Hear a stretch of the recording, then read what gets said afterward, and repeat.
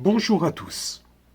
Ce vendredi se place tout juste au lendemain des 8 jours de la fête de Pessah.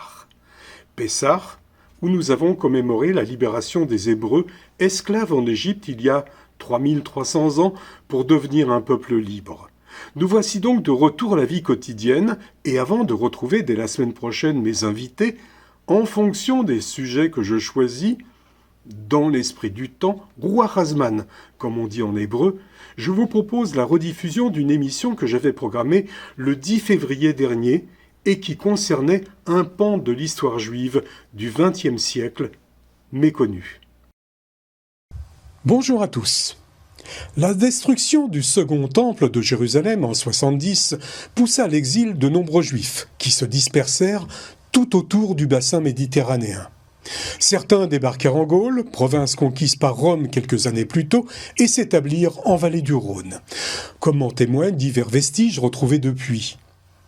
Ainsi débute l'histoire des Juifs en France. D'une relative prospérité sous les Carolingiens, elle retombera au moment des croisades, par des expulsions temporaires puis définitives du royaume de France vers l'an 1000. La fin du XVe siècle voit l'expulsion des Juifs de la péninsule ibérique. Un petit nombre, originaire du Portugal, s'installera sur Bordeaux et Bayonne. La Révolution française émancipera les Juifs de France, mais à la fin du XIXe siècle, à la promulgation de la laïcité, répondra un antisémitisme qui se déchaînera avec l'affaire Dreyfus et se poursuivra sous le régime de Vichy. Entre 1942 et 1944, 75 000 Juifs sont déportés. 2600 reviendront des camps.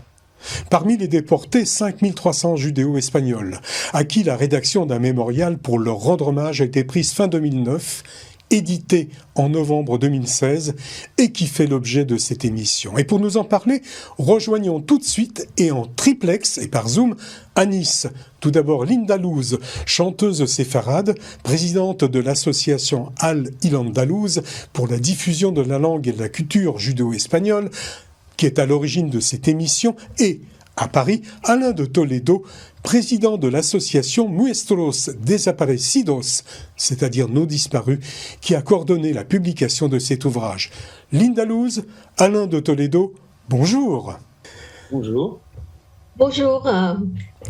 Alors Linda Louz, tout d'abord, pouvez-vous nous présenter votre association, l'objectif que vous poursuivez et vos moyens d'action ? Tout à fait, oui, bien sûr. Alors, l'association a pour but de maintenir, de faire connaître et de développer tout ce qui touche à la culture séfarade judéo-hispanophone, par le biais de prestations musicales, poétiques et en général de toute forme d'expression, en établissant des passerelles entre les différents pays du pourtour méditerranéen. D'accord ? Des cultures du pays. Voilà.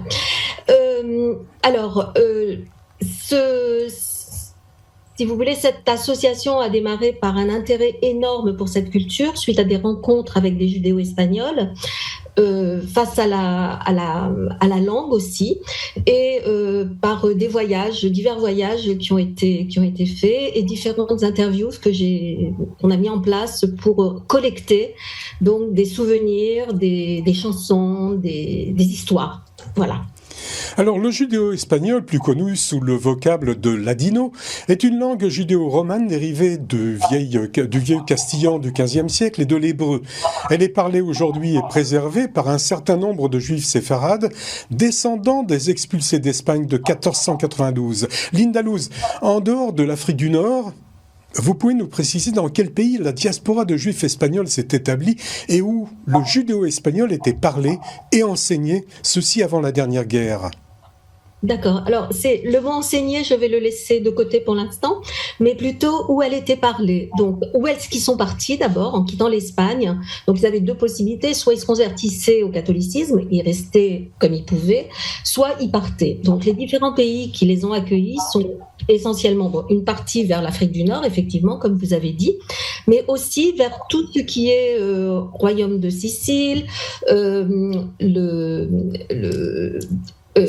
et pour tout ce qui est le nord de la France, le sud de la France, c'est-à-dire le nord de l'Espagne, et aussi essentiellement, alors pour la plus grande, une grande majorité des personnes, vers l'ancien empire ottoman qui les a accueillis à bras ouverts. Donc la Grèce et puis la Turquie en fait. La Grèce, la Turquie, la Bulgarie, tout ce qui appartenait à l'ancien Empire ottoman. Je voulais juste te dire que cette langue n'était pas apprise à l'école, elle était apprise à l'intérieur des familles. C'est une langue qui est partie donc avec l'expulsion, mais elle s'est transmise de génération en génération, essentiellement donc vers la Grèce, la Turquie et d'autres pays. Et elle se transmettait également à travers des chansons. Et de mère en fille, essentiellement, elles ont transmis de mère en fille. Et bien sûr, les autres entendaient, les hommes entendaient, les garçons entendaient. Mais elles ont transmis ce que j'appelle un véritable trésor. Voilà. Alors, Judesmo, Spagnolite, Didio, Tetuani, Aketiva ou tout simplement Spagnol, est-ce qu'il y a une corrélation entre les différents noms donnés à cette langue et les lieux où elle était parlée ? Oui, il y a différents... Oui, effectivement. Donc, par exemple, il y a plusieurs mots qui rejoignent le judéo-espagnol qui était de Grèce, de Turquie, etc. Donc, oui, effectivement, il parlait de espagnolico, de judesmo, des judéo-espagnols, des judéo-espagnols. Et voilà. Par contre, pour l'Afrique du Nord, il y avait le Tetuani, éventuellement. Il y avait aussi le Haketi, d'autres régions, etc. Mais peut-être qu'Alain pourra compléter tout cela, éventuellement, si... Alors justement, Alain de Toledo, le ladino, est-ce que c'est une langue ou c'est un dialecte ? Je disais, c'est un petit peu complexe. Mais avant d'aborder ce sujet, si vous le permettez, je vais dire 2 mots sur la Turquie, parce que je reviens d'un voyage à Istanbul pour les commémorations du 27 janvier. Et juste après, il y a eu cette grande catastrophe du tremblement de terre. Et donc, on pense beaucoup à nos amis turcs qui vivent une grande catastrophe actuellement. On pense à eux. Voilà, je reviens sur la langue. Alors, effectivement, il y a 2 grands ensembles. La Kéti en Afrique du Nord. Pour le dire un peu vite, ce sont donc ceux qui ont été en Afrique du Nord et qui ont conservé la langue espagnole, mais ce n'est pas la majorité. La majorité s'est mise à l'arabe, au judéo-arabe. C'est donc une petite minorité qui a gardé cette langue et qui s'est mélangée un petit peu avec l'arabe. De l'autre côté, dans l'Empire ottoman, là, l'espagnol s'est mélangé plutôt avec le turc, avec le grec, enfin avec les langues des pays concernés. Et donc, il y a évidemment beaucoup de similitudes, mais il y a quelques petites différences. Alors, l'autre problème, effectivement, comme vous l'avez signalé, c'est quel nom on donne à cette langue. Non, est-ce que c'est une langue ou un dialecte, Bonne question. Alors, bon, ça, disons que les chercheurs vont répondre à la question. Les linguistes disent que c'est une langue. Bon, voilà. Voilà. Alors, on va revenir au mémorial des judéo-espagnols déportés de France. Juste, parce qu'il y a beaucoup de confusion sur la nomination de cette langue. Parce qu'il y a une mode qui est née dans les années 70 et qui perdure. Et disons que dans le langage courant, c'est passé d'appeler la langue ladino. Scientifiquement, c'est tout à fait autre chose. Le ladino est né en Espagne de la mise en place de mots espagnols sur des textes hébreux. C'est une langue de transcription, si vous voulez. Et donc, qui est encore utilisée pour les textes liturgiques, mais qui ne peut pas se parler. C'est comme si vous mettiez sur l'anglais des mots français mot à mot, ça donnerait un charabia. Mais il y a une note qui désigne ça. Nous, on préfère parler de judéo-espagnol, comme ça les choses sont claires. Alors, vous parlez du mémorial. C'est un travail qui a été fait. Je peux le présenter à l'écran éventuellement. Alors justement, qu'est-ce que vous entendez par mémorial ?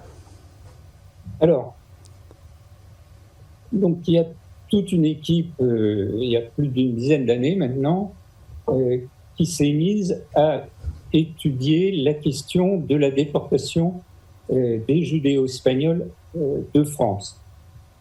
Pourquoi ? Parce que, évidemment, quand on parle de déportation, vu la masse, si je puis dire, on pense tout de suite aux Ashkénazes. Et les judéo-espagnols sont un petit peu oubliés. Il n'y avait pas d'études, et même les judéo-espagnols eux-mêmes, ceux qui ont été déportés dans leur famille, bien sûr, le savaient. Les amis qui étaient déportés, ils le savaient. Mais au point de vue de la communauté, qu'est-ce qui s'était passé ? Personne ne le savait exactement. Donc voilà, on a réuni des chercheurs, des bénévoles, et on a écrit cet ouvrage un petit peu épais, qui a plus de 700 pages, qui a toute une partie historique sur justement comment les judéo-espagnols sont arrivés dans l'Empire ottoman, comment ils y ont vécu, comment à la fin du 19e, début du 20e, ils sont venus en France, et comment s'est passée la guerre. Alain Toledo, vous avez coordonné l'édition du mémorial des judéo-espagnols déportés de France. Comment vous avez procédé pour rencontrer les bonnes personnes, recueillir les informations, les noms, la parole, les histoires ? C'est quelque chose qui n'a pas dû être très facile quand même, il fallait retrouver les personnes. Absolument, absolument. Et donc, comme je le disais, c'est un travail de 10 ans. On s'y est mis. Chaque personne rencontrée, nous donnait des adresses ensuite de 2 ou 3 autres personnes, et comme ça, on a recueilli près d'une centaine de témoignages. Ensuite, on a travaillé sur les archives. Il y a un certain nombre d'historiens dans l'équipe, et donc ils ont fouillé les archives. Et évidemment, il y a les archives du mémorial, il y a les archives de Serge Klarsfeld. On a utilisé tout ça. Alors mes invités aujourd'hui, Lynn Dalouse, présidente de l'association Al-Lynn Andalouse, et Alain de Toledo, qui a coordonné la publication du mémorial des judéo-espagnols déportés de France. Alain de Toledo, investigation, écoute, transcription, réunir et choisir des documents, photos, archives personnelles, tout cela, ça prend du temps et bien sûr, ça n'est pas gratuit. Alors même si vous avez travaillé, vous l'avez dit, avec des bénévoles, comment et par qui vous avez été aidé dans votre projet ? Alors, il faut dire que c'est un projet qui a été soutenu par le Mémorial de la Shoah de Paris et également par la Fondation pour la mémoire de la Shoah et avec l'aide de Serge Klarsfeld qui, c'est pas la peine de le rappeler, est universellement connu, nous a ouvert ses portes et nous a aidés de toutes ses forces. Alors Serge Klarsfeld justement et Beat Klarsfeld publient en 1978 le mémorial de la déportation des Juifs de France qui dresse la liste des Juifs déportés depuis la France, morts dans les camps d'internement ou exécutés en France au cours de l'occupation de 1940 à 1944. Alain Toledo, par rapport à cet ouvrage, quelle est la spécificité propre des Juifs judéo-espagnols déportés que vous voulez mettre en exergue ?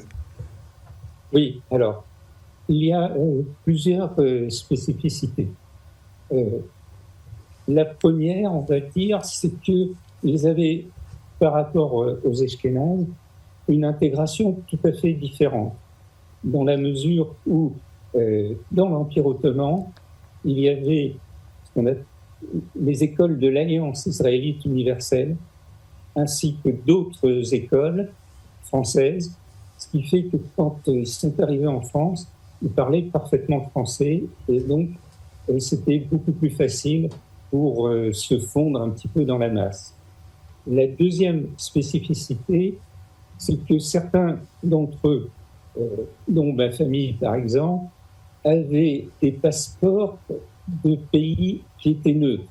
Alors ma famille c'était espagnol, d'autres c'était turc, dans une petite mesure, parce que malheureusement tous n'ont pas pu être sauvés, mais dans une petite mesure, certains ont été protégés grâce à leur nationalité. l'autre spécificité, mais là, dans un sens négatif cette fois-ci, c'est que quand ils ont été déportés, qu'ils se sont retrouvés à Auschwitz, eh bien, ils ne parlaient pas allemand pour la plupart. Et donc, comme les ordres étaient donnés en allemand, par rapport aux Ashkénazes qui parlaient plus ou moins le yiddish, ils ne comprenaient pas ce qu'on leur disait. Et donc, c'était une faute qui pouvait avoir des conséquences très graves.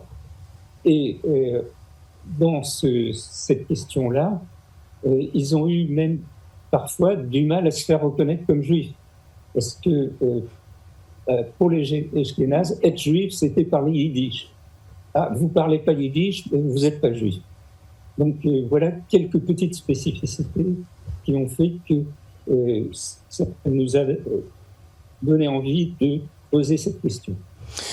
Après la débâcle de 1940, en juillet, Pétain établissait son gouvernement à Vichy.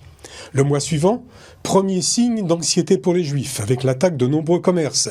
La propagande antisémite était en route. Les réseaux de clandestinité se sont organisés, les Juifs de France y ont participé. J'ai lu au détour des éléments que Linda Luz m'a envoyés que l'on retrouvait des Juifs judéo-espagnols dans la résistance. Alain Toledo, vous confirmez ? Oui, alors ça, c'est effectivement un chapitre du livre qui est très important parce que, en général, on ne sait pas très bien qu'il y a eu des séparades de déportés. On rencontre encore des gens qui disent « Ah bon, il y avait des séparades à Auschwitz ». Bon, c'est comme ça. Mais enfin, disons que la majorité des personnes le savent un petit peu. En revanche, qu'il y avait des judéo-espagnols dans la résistance, alors là, c'était une page blanche. On n'en parle pratiquement pas. Et même une historienne reconnue comme Annette Bievourka, dans ses livres, on trouve un ou deux résistants judéo-espagnols, alors que nous en avions trouvé des dizaines et des dizaines. Il faut savoir, la grande différence, c'est que du côté ashkénaze, il y avait déjà une certaine habitude de la clandestinité, de la lutte en Pologne déjà et dans d'autres lieux, ce qui n'était pas trop le cas des judéo-espagnols, ce qui fait que quand ils sont rentrés dans des mouvements, ils sont rentrés dans des mouvements divers et pas dans des mouvements judéo-espagnols en tant que tels. Voilà. Alors dernièrement, Alain Toledo, vous avez aussi entrepris une démarche auprès de la mairie de Paris pour faire reconnaître le rôle des Juifs judéo-espagnols engagés dans la 2e DB ayant participé à la libération de Paris. Un commentaire là-dessus ? Oui, c'est quelque chose là aussi qui n'est pas su. Par exemple, je vais peut-être dire des choses qui sont connues par certains, mais peut-être que d'autres ne le connaissent pas. Quand la révolte a eu lieu à Paris, le général de Gaulle a dit à Leclerc « foncez sur Paris ». Et Leclerc lui a répondu « mais mon général, je n'ai plus que 2 sections espagnoles, les républicains espagnols, et la section s'appelait La Nueve ».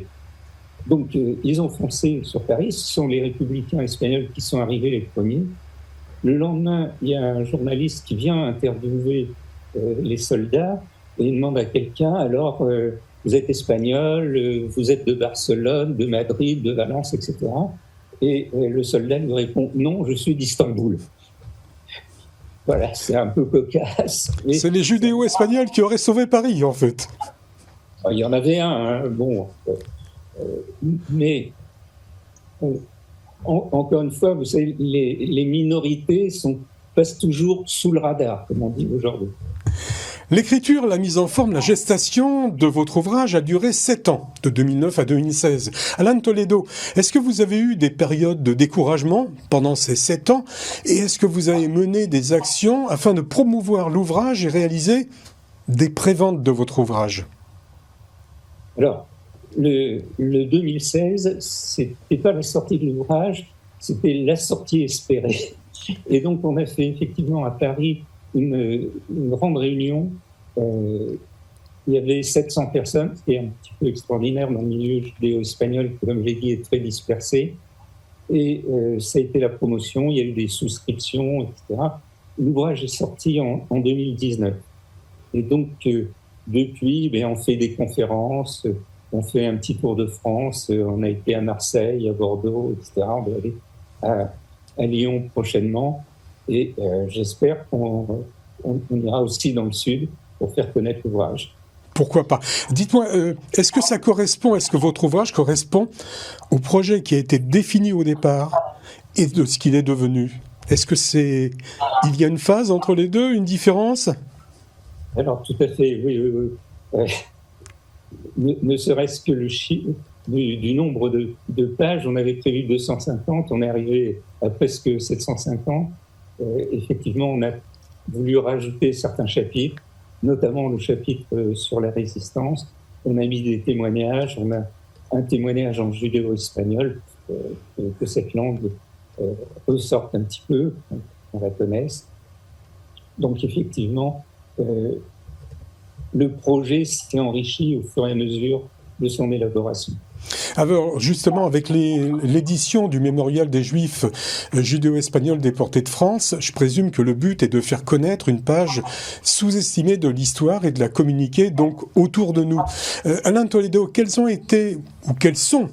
les futurs moyens que vous allez employer, je sais pas, de diffusion, conférences, débats, et que vous avez envisagé de créer ? Oui, alors ce sont essentiellement les conférences. Et puis, heureusement, les journalistes comme vous, c'est très curieux. Cette semaine, j'ai eu, en dehors de vous, 2 autres contacts avec des journalistes. Et donc, voilà. Alors, si vous voulez, la difficulté, c'est que dans le milieu judéo-espagnol, on a des bons contacts et on commence à être reconnu. Mais on aimerait que ce soit aussi connu, d'une part, des autres juifs. Et puis, c'est aussi une histoire de France. Ça concerne l'histoire de France. Et donc, c'est bien aussi si des personnes non juives connaissent cette histoire, qui est l'histoire d'une période difficile pour la France. Lynn Dalouse, pour terminer cette émission, est-ce que vous avez quelque chose à rajouter de personnel ? Oui. En fait, on s'est rapproché avec Alain de Toledo parce que de mon côté aussi, j'ai travaillé beaucoup sur l'histoire des judéo-espagnols et en collaboration avec une dame qui est originaire de Salonique, juive, judéo-espagnole, Annette Cabelli, qui est décédée il y a 2 ans maintenant, et on a fait beaucoup de témoignages, notamment en Espagne, grâce au Centre Séfarade d'Israël de Madrid, des semaines, à chaque fois une semaine de témoignages pendant 5 ans. C'était très éprouvant, et en même temps, c'était quelque chose de reconstituant, en fait. C'est bizarre, c'est extraordinaire. Voilà. Donc, je suis reconnaissante à toutes ces personnes, à elles d'abord, car grâce à elle, j'ai appris davantage de la culture judéo-espagnole avec d'autres amis, comme des amis qui sont à Paris, comme Edmond Cohen et Vidal Sefirak, etc., et Alain et d'autres, et bien d'autres. J'ai appris à mieux prononcer mes chansons, en fait, puisque je parlais l'espagnol jalis, comme ils disent, et là, j'ai amélioré mon espagnol judésement, on pourrait dire. Je recevais ce matin, grâce au logiciel Zoom, en direct de Nice, Lynn Dalouse, chanteuse séfarade, présidente de l'association Al-Ilandalouz pour la diffusion de la langue et de la culture judéo-espagnole, à l'origine de cette émission, et en triplex de Paris, Alain de Toledo, président de l'association Nuestros Desaparecidos, qui a coordonné, ce qui veut dire donc nos disparus, qui a coordonné la publication de l'ouvrage Mémorial des judéo-espagnols déportés de France. Alain de Toledo, juste comme ça, la dernière question, comment on peut se procurer cet ouvrage ? Alors, le plus simple, c'est d'aller sur le site de notre association, muestros-desaparecidos.org, et donc là, il se commande, l'ouvrage coûte 29 €, il y a les frais d'envoi car il fait presque 3 kilos, donc les frais de poste sont un petit peu importants, 9 € de frais. Et voilà, en 2 jours, il a récupéré, grâce à la poste.